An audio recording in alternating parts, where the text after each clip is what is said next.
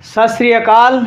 वाहेगुरु जी का खालसा, वाहेगुरु जी की फतेह। वाहेगुरु जी का खालसा, वाहेगुरु जी की फतेह। सत श्री अकाल। सरदार जी, लोग बाग ये दावा करते हैं कि दुनिया की एकमात्र ऐतिहासिक मंदिर जो मुरैना में स्थित है, ककन मठ का मंदिर कहते हैं, लोग दावा करते हैं कि इस मंदिर को एक रात में भूतों ने बना दिया, भूतों ने निर्माण कर दिया इस मंदिर का। इस तरह के दावे किए जाते हैं और पढ़े लिखे लोग हैं वो भी, और मीडिया पर ये चीज़ खूब चलती है कि भूतों ने बनाया, भूतों ने बनाया, भूतों ने। आजकल कोई आज तक कोई भी बिल्डिंग या इमारत बनाई है? कौन बनाता है? ये सब झूठ है। जितनी भी अभी तक जो आविष्कार किए हैं, जितनी भी चीज़ें बनाई हैं, इंसान ने बनाई हैं। और एक बात स्पष्ट जान लो, क्योंकि ये तो सब भ्रामिक चीज़ें हैं कि भूतों ने बनाई हैं, ये बनाई हैं।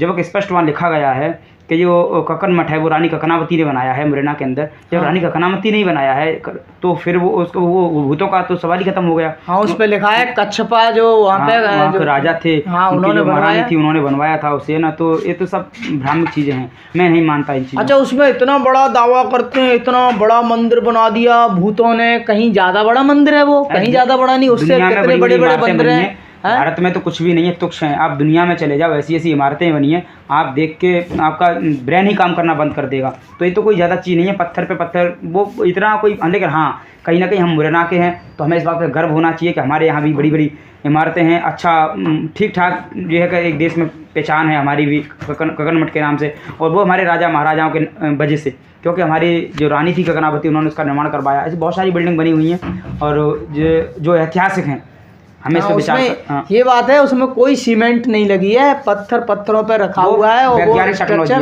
लेकिन वो जो खंडित हो रखा है, उसका जो मंडप था बाहर का, वो सारा गिर चुका है और भी गिर चुका है। अब थोड़ा अगर एक भी भूकंप जैसा झटका आएगा तो वो भी गिर जाएगा। मतलब वो ऐसा रखा हुआ है, गिरने जैसा लग रहा है, गिर ही जाएगा वो, इस तरह से रखा हुआ है। और लोग बाग इतना बड़ा दावा करते हैं कि इतनी बिना सीमेंट के इतना बड़ा बना दिया है, देखो कैसे टिका हुआ है। आश्चर्य, ऐसा कुछ नहीं है। बड़े बड़े पत्थरों के ऊपर पत्थर रखे गए हैं, लॉक सिस्टम है उसमें। हाँ, तो लॉक सिस्टम है, क्योंकि पहले जो टेक्नोलॉजी थी वो बहुत सुपर टेक्नोलॉजी मानी जाती। क्योंकि आज अपन आज समझ रहे हैं कि हमारे पास आज शिक्षा है, लेकिन भारत में सदियों हजारों सालों पुरानी पहले शिक्षा थी।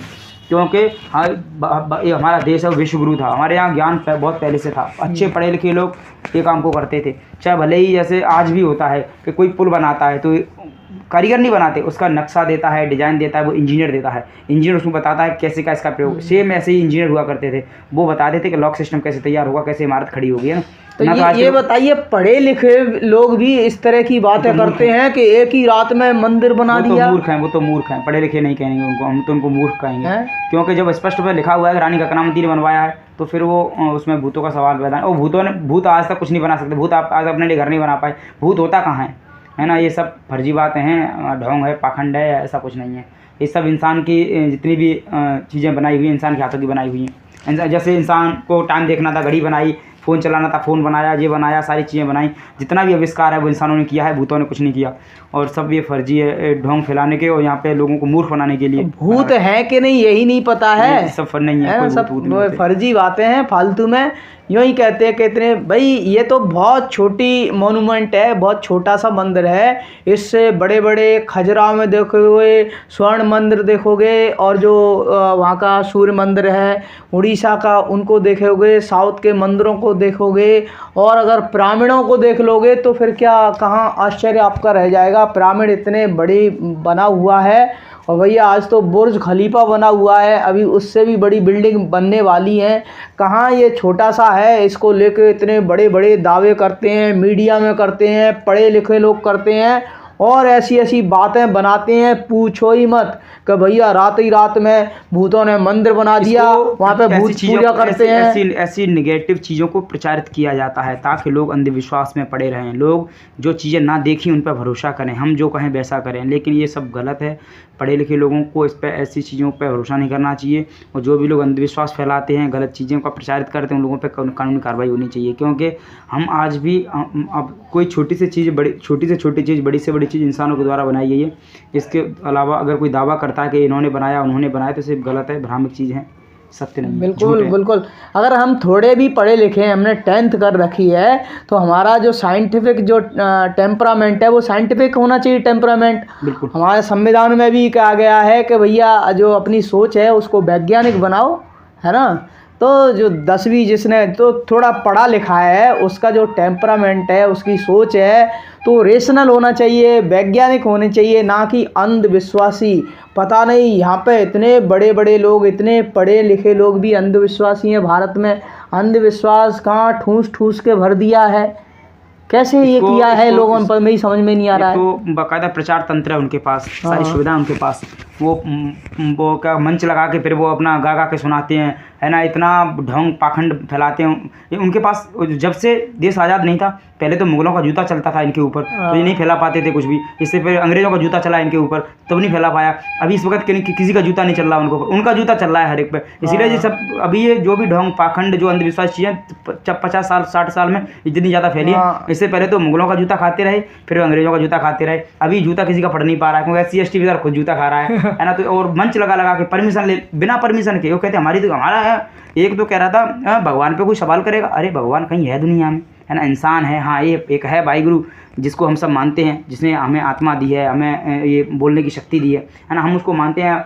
और बाकी ये चीज़ें प्रत्येक व्यक्ति को तुम भगवान बना के बैठे हो, ये भगवान हो गई, काली भगवान हो गई, ये भगवान दुर्गा भगवान, ये कितने भगवान है पता नहीं, सब फर्जी है मेरे हिसाब से। कोई नहीं, इंसान है, इंसान की पैदाइश है ना। सब ने अपना रुतबा जमाने के लिए अपने आप को स्थापित करने का प्रयास किया है, लेकिन आज की डेट में सारी चीज़ें फिजूल है मेरे हिसाब से तो। लेकिन कुछ लोग हैं वो क्या डराते हैं लोगों को, इस तरह से कहते हैं जो तुम्हारे कर्म हैं उसके ही अनुसार आपका जन्म होगा। तो कोई कहता है गुरुजी हम अछूत क्यों हैं, हमने नीच कुल में या जो ST SC है उसमें जन्म क्यों लिया है। तो किस तरह से बातें बताते हैं पता है, बताते हैं कि ये आप लोगों के पिछले जन्मों के कर्म हैं। आप लोगों ने पिछले जन्म में क्या है गलत काम किए होंगे, नीच कर्म किए होंगे, उसकी वजह से आपको नीच कुल में या निम्न श्रेणी में आपको जन्म मिला है। और आप अच्छे काम करोगे भैया, जो 3 वर्ण हैं ऊपर के उनके सेवा करोगे तो अगला जन्म आपका शायद सुधर जाए। तो इस तरह से अंधविश्वास लोगों के मन में भरते हैं और अपनी दुकान को चलाते हैं। मेरी समझ में नहीं आ रहा, और लोग भी मान जाते हैं इसको। देखो एक बात, क्योंकि भगवान के नाम पर डराते हैं लोग। जी मैं आपको बताता हूँ, इंसान को पिछली पास्ट की कल की बात ध्यान नहीं रहती। 10 साल पीछे आपने कोई काम किया हो वो आपको ध्यान नहीं रहता। आपको पिछला जन्म कैसे ध्यान रह सकता है।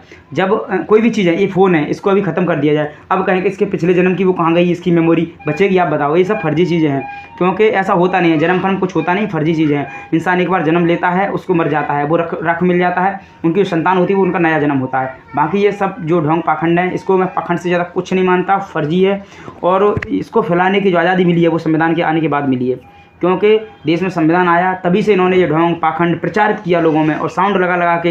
नहीं ये संविधान की वजह से नहीं है, ये पहले से ही है। ये इस तरह के आडम्बर पहले भी नहीं करते थे, पहले नहीं करते थे। अरे भागवत ये पुराण वगैरह हैं, जितनी कथा होती है ये पहले से ही होती आ रही है। अरे ये तो इनको बना के रखे हुए थे, इन्होंने मिट्टी में बना के रख लिया। जैसे कोई ग्रंथ उन्होंने बनाया, मिट्टी में दबा दिया और गंदा हो गया, फिर कहने लगे 1000 साल पुराना है। अरे वो 1000 साल पुराना यार, कागज ही हमारा अभी कुछ समय पहले आया है ना। हमें आविष्कार ही भारत में कलम का आविष्कार, कागज का आविष्कार, इनका आविष्कार, सोच हमारी अभी बनी। पहले वो ताड़ पत्र वगैरह होते थे, उस पर लिखा जाता था। वो सारी चीज़ें ठीक हैं, लेकिन जो भी जितने भी ग्रंथ हैं ना, जब ये कहाँ से हो गए इतने पुराने, कोई ग्रंथ पुराने नहीं है, सब ये फर्जी ग्रंथ नहीं, इतने नहीं है, लेकिन पुराने तो हैं। अगर जैसे मनुस्मृति की बात की जाए तो 200 ईसा पूर्व से लेके वो 200 ईस्वी तक इस तरह लिखी गई है।